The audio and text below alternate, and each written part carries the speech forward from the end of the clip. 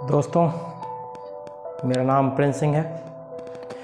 मैं आपके सामने एक कहानी है जो मेरे स्टार्टिंग करियर से चालू होती है 2014 में, जब मैं बीटेक पास आउट करके कानपुर से अहमदाबाद जॉब ढूंढने के लिए निकलता हूँ। और अहमदाबाद जाके कुछ समय के बाद मैं एक टेक्सटाइल इंडस्ट्री में इंजीनियर का जॉब मुझे मिल जाता है।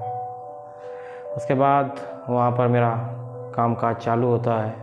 वहाँ पे बहुत सारे लोगों से वहाँ पे मैं मिलता हूँ। और वहीं एक लड़का था जिसका नाम था सुनील, जिससे जुड़ी हुई ये कहानी है। कहानी मेरी इस प्रकार से स्टार्ट होती है कि अक्सर टेक्सटाइल इंडस्ट्रियों में एक दिन का अवकाश लिया जाता है, जिस दिन मेंटेनेंस के सारे प्लान किए जाते हैं। जो पूरे वीक में कुछ प्रॉब्लम्स होती हैं उनको सॉल्व किया जाता है। और तकरीबन सुबह 8:30 बजे का समय था। हम सभी फिटर, हेल्पर, इलेक्ट्रीशियन, फोरमैन सभी के साथ में बैठ के चाय पीते हैं।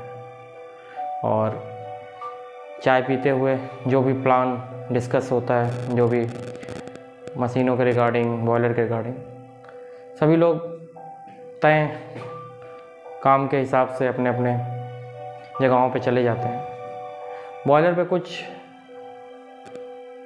मेजर इश्यूज चल रहे थे जिसको मैं लीड कर रहा था, और मेरे साथ कुछ लोगों की टीम काम कर रही थी। जैसा कि मैंने बताया, सुनील वो एक फिटर था और उसको डायरेक्टर के द्वारा ऊपर से प्रोटोकॉल दिया जाता है कि तुम्हें मेंटेनेंस नहीं, तुम्हें पत्रों के चेंजमेंट का काम करना है, क्योंकि बरसात आने वाली है, उसको बदलना बहुत ज़रूरी है। सुनील अपने साथ उसके चचेरे 2 भाई थे जो उसके साथ इसी कंपनी में काम करते थे।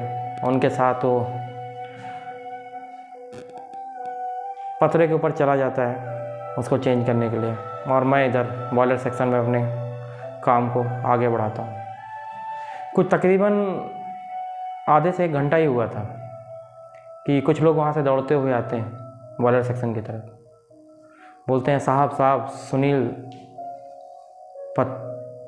गिर गया, ऊपर से गिर गया, लगता है बचेगा नहीं।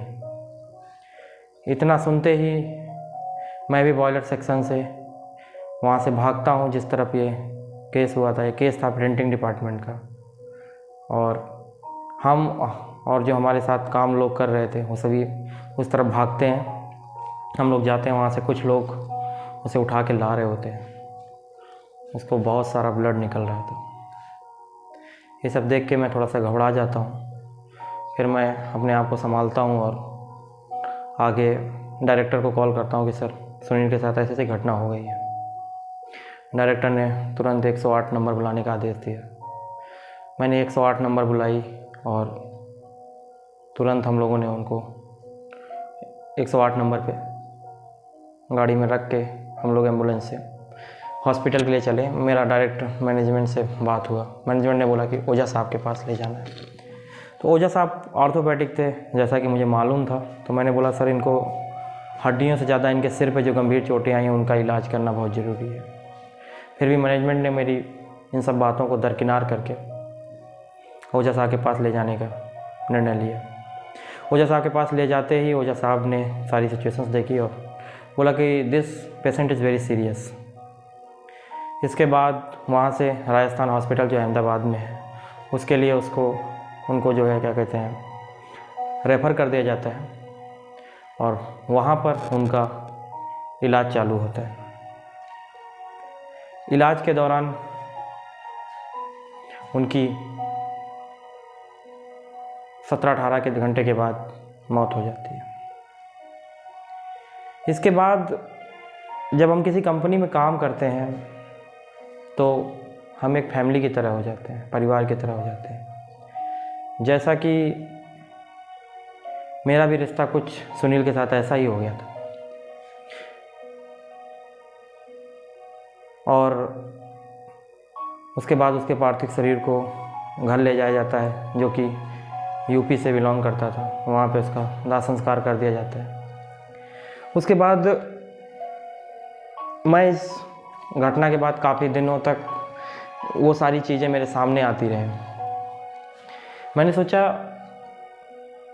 कि इस तरह का वाक़या क्यों हुआ, क्या हुआ।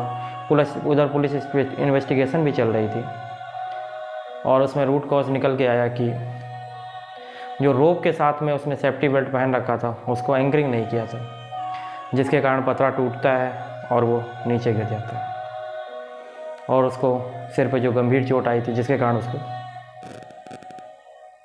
मौत होती है। अब मैं उसकी जो समय मैंने उसके साथ बिताया था तो उसके अनुसार उसने मुझे जो बताया था उसके परिवार की कंडीशन, दोस्तों उसके परिवार की कंडीशन इतनी क्रिटिकल थी कि सारी डिपेंडेंसी उसी के ऊपर थी और वो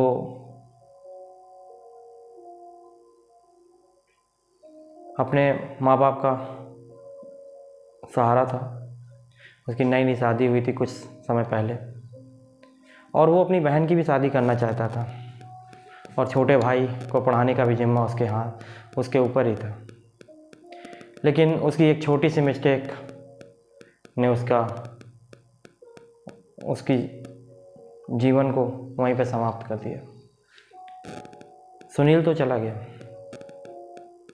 लेकिन उसके पीछे एक माँ बाप से उसका बेटा छिन गया, जो कभी वापस नहीं आने वाला है। उस पत्नी को अब उसका पति दोबारा वापस नहीं मिल पाएगा। उस बहन को जिसकी वो शादी करना चाहता था, अब शायद सुनील कभी वापस घर नहीं आ पाएगा। और वो भाई जिसे वो पढ़ा लिखा कर कुछ बनाना चाहता था, अब शायद उस तरह से संभव ना हो पाए। दोस्तों, एक चीज़ जीवन में हमेशा याद रखिए कि इस दुनिया के लिए आप एक सिंगल आदमी हो सकते हैं, लेकिन आप अपनी परिवार के लिए पूरी दुनिया है। इसीलिए मैंने इस कहानी का शीर्षक दिया है परिवार की आखिरी लाठी का टूट जाना। जैसा कि परिवार के लिए सुनील एक लाठी की तरह था जिसके सहारे उसका ये परिवार चल रहा था। दोस्तों, इसलिए जीवन में कोई ऐसा काम ना करें कि जिसकी वजह से आपका पूरा परिवार बिखर जाए। दोस्तों, इतनी सी थी मेरी कहानी जिसका शीर्षक है परिवार की आखिरी लाठी का टूट जाना। आगे भी अगर आप इस तरह की कहानियों को सुनना चाहते हैं तो मेरे चैनल को लाइक और सब्सक्राइब करें। Thank you for watching my video.